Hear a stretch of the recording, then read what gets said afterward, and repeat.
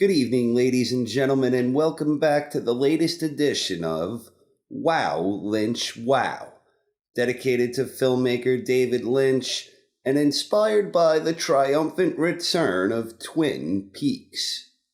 A disclaimer to everyone who isn't caught up on all 4 episodes of the new season of Twin Peaks: there will be spoilers, and they will begin any second.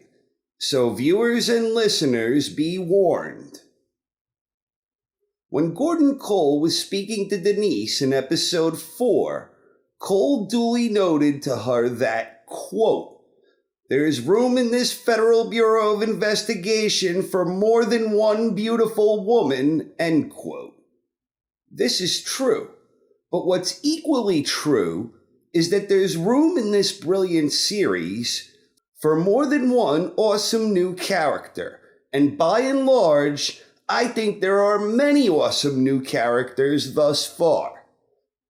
Ranking characters boils down to a matter of opinion and personal preference, but through the first 4 episodes, I'm going to count down my personal 10 favorites.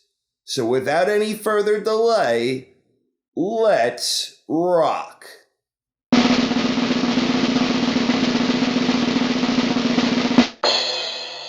Number 10, Bill Shaker.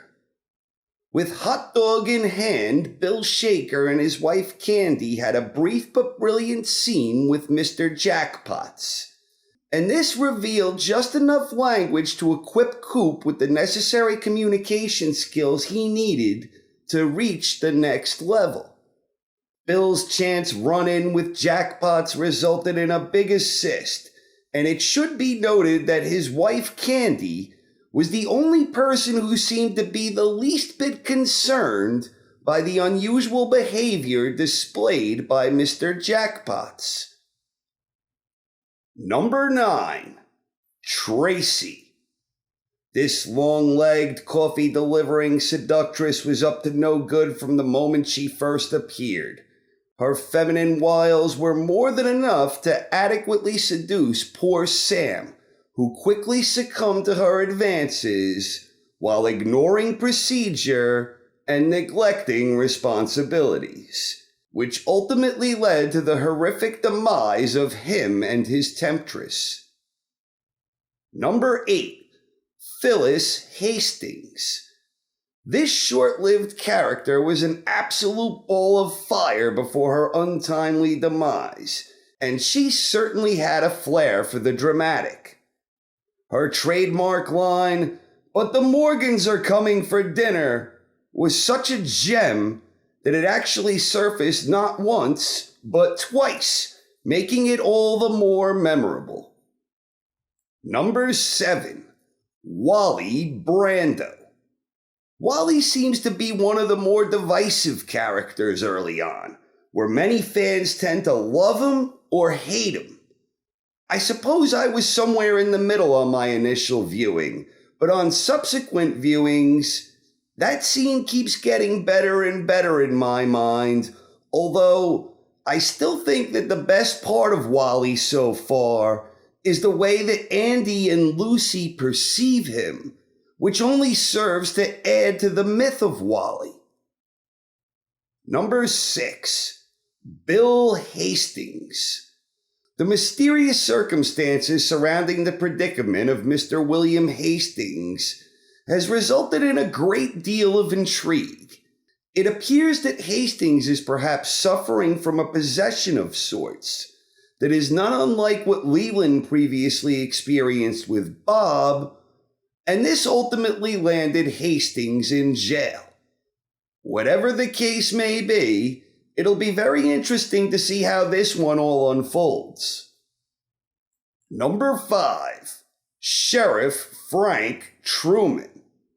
While many fans are disappointed by reports that our beloved Sheriff Harry Truman will be absent from the return, fans can still take solace in the fact that we have a new Truman, Brother Frank, filling his shoes.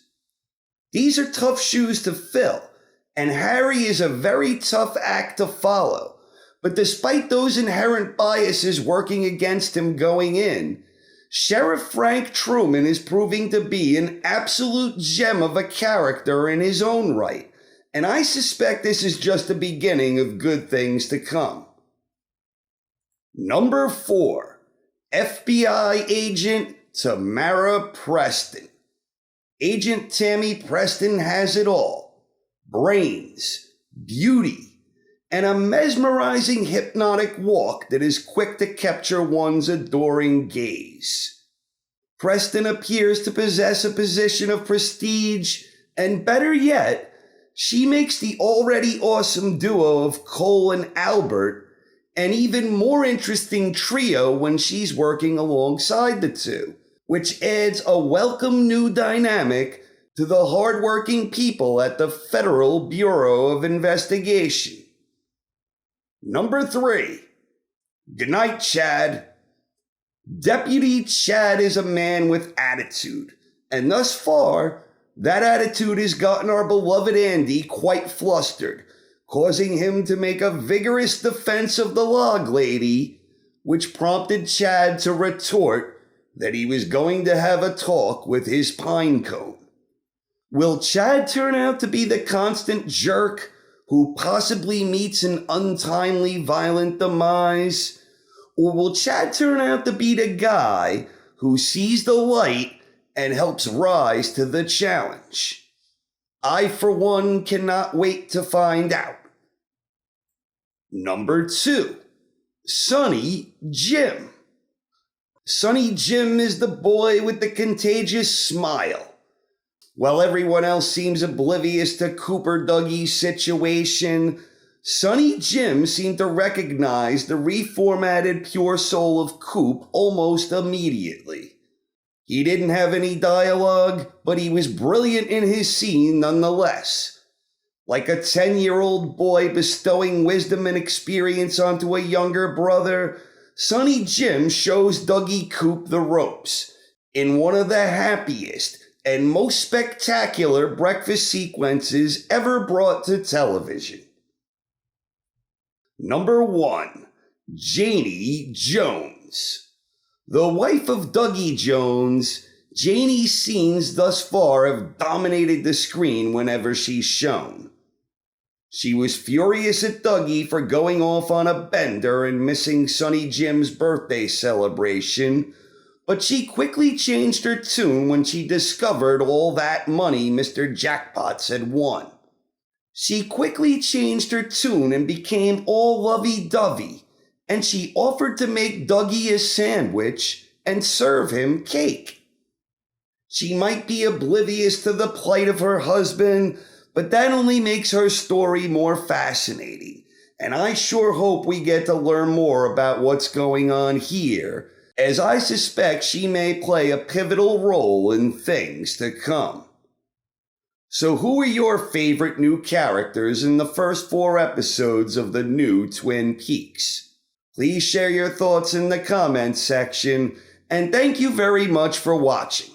Have a good night, everyone.